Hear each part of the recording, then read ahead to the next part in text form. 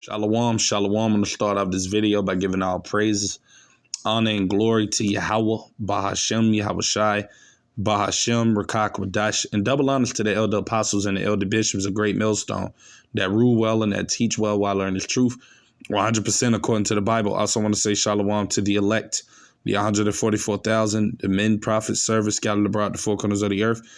And shalom to you, Akwaf, which are you few sisters that are sincere in your children. Shalom. And in today's video, as you can see, is going to be building off another video I got from the brother, the Hopeful Elect 3. And in today's video, I'm going to actually title it, We Are Witnessing the Fall of Esau, Edom. Because that's ultimately what we see happening. You see in the world, all of these things that are happening is ultimately what's ushering in the return of our Lord Yahweh Shai, so he can establish his kingdom upon earth, which is going to be an everlasting kingdom, and the destruction of Esau's world, which, you know, is his rulership. You see, and we know Esau today is the so-called white man, and we're coming to the end of this man being in power. So that's why ultimately all of these things we see happening around the world, man. You see all of these different signs, all of these different events that are taking place that people can't quite explain. These things are happening because we are in those times and seasons, man, of this change that is taking place, man. Right. And I'm actually grabbed that. This is St. Matthew chapter 24, right? Verse 3, because Lord Yahushua, he was talking to the disciples, right? And they were asking him these things like what would be the signs, you know, leading up ultimately to your second coming and the end of this world, man. Right. And when you go into that word world, right, I'm going to look it up real quick on the blue letter. Right. And we're going to let it play real quick. Strong's G 165. Ion. Right. So aeon or eon. Right. And when you go down to it, it says a period of time, right, or an age, right? And guess what? As it says right here, I'm going to grab this precept, Job 9:24. The earth is given into the hand of the wicked. Who's the wicked? Esau, Edom, right? He covered the faces of the judges thereof, if not wearing, who is he? And this devil was given the world, you see, for a period of time. As I just read the meaning of that word aeon, he was given it for a short period of time to rule, man, right? And ultimately, like I said, we're coming to the end of this man's rulership, right? So back at St. Matthew chapter 24 and 3. And as he sat upon the Mount of Olives, the disciples came unto him privately, saying, Tell us, when shall these things be, and what shall be the sign of thy coming, right? The return of our Lord, and the end of the world, right? Meaning the ending of Esau's world, right? Who's in power now. Verse 4, and Yahushua answered and said unto them, Take heed that no man deceive you, for many shall come in my name, saying, I am the anointed, and shall deceive many.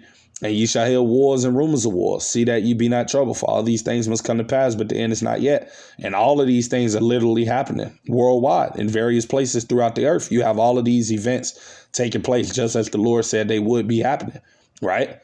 Verse 7, for nation shall rise against nation and kingdom against kingdom, and there shall be famines and pestilences and earthquakes in diverse places, right?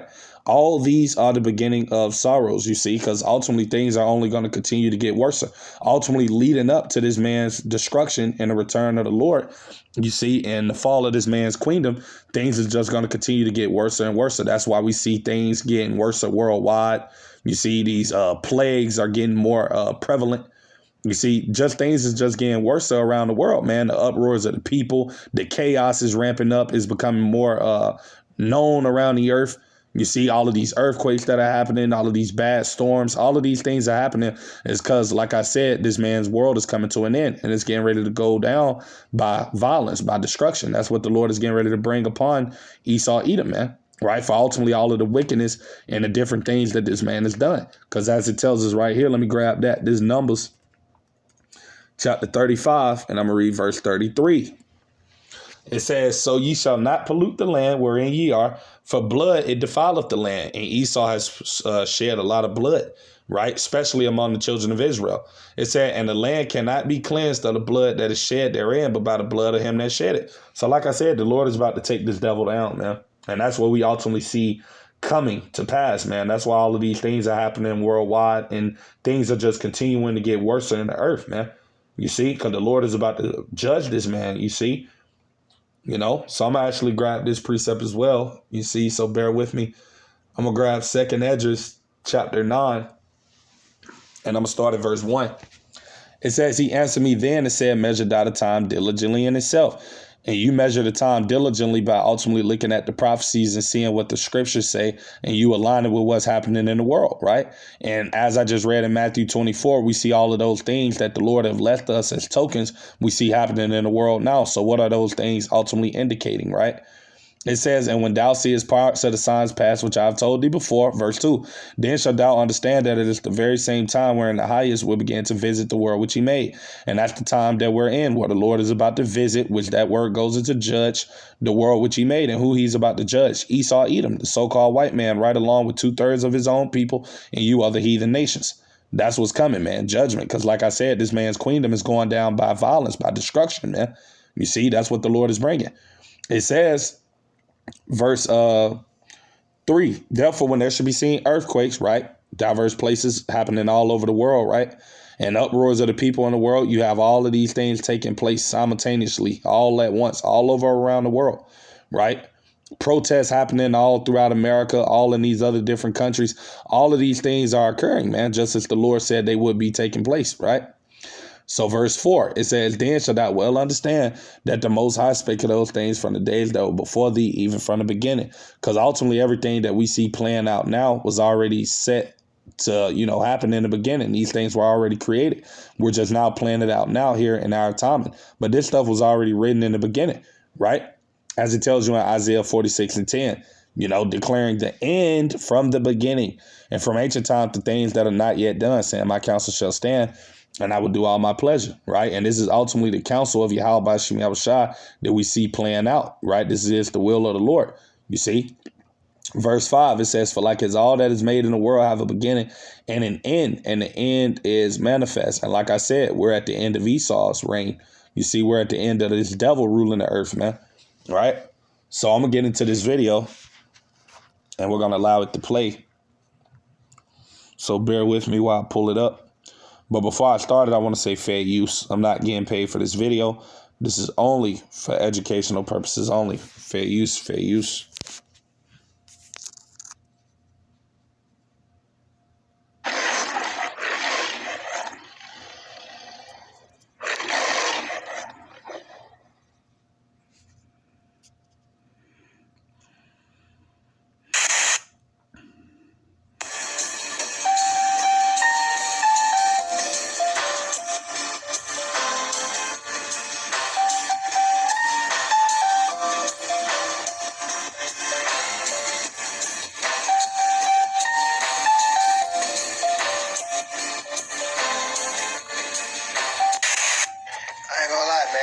It's just me, but from all this shit going on, from government shutdown to ICE, to wars, to the fucked up ass economy, to the fucked up ass media, the fucked up ass bullshit music, the fucked up ass fashion. I don't know, bro. It's like I genuinely think we are witnessing the fall of America, bro. We are witnessing the fall of America, bro. We are witnessing the fall of America, bro. Like, I genuinely believe we have maybe 2 to 3 more years left, bro. I don't know. Maybe it's just me, but I really been saying, fuck this world, man. I don't know, dude. I be hoping that this fucking country just blows up. I be hoping that this fucking country just blows up. I be hoping that this fucking country just blows up. For real, for real. Who knows?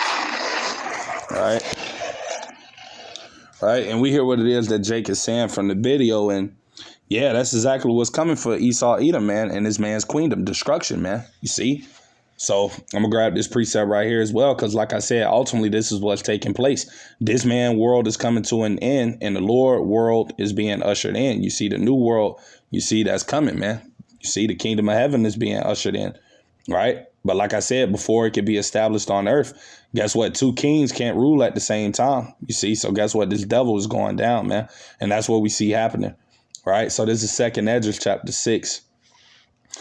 And I'm going to start at 7, but the point is at verse 9.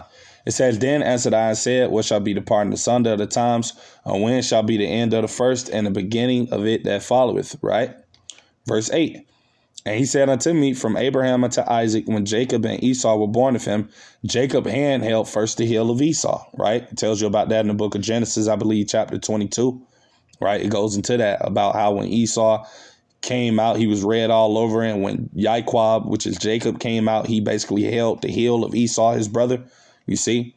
Verse 9, it says, for Esau, which is the so-called white man who's in power now, right? As I read in Job 9:24, they're ruling the earth now.